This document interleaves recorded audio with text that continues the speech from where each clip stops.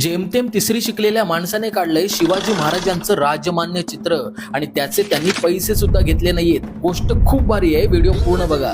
तर त्या माणसाचं नाव आहे गोपाळराव बळवंतराव कांबळे, म्हणजे कलायोगी जी कांबळे।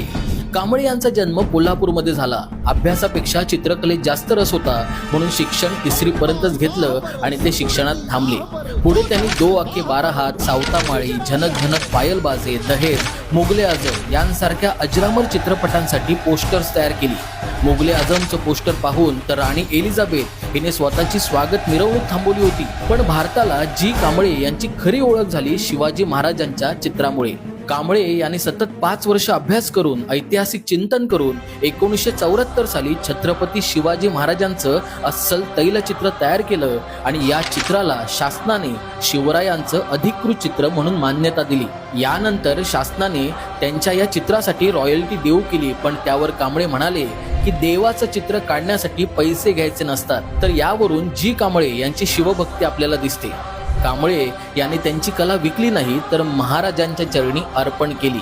आहे की नाही इंटरेस्टिंग गोष्ट? तर या खऱ्या शिवभक्ताचा व्हिडिओ नक्की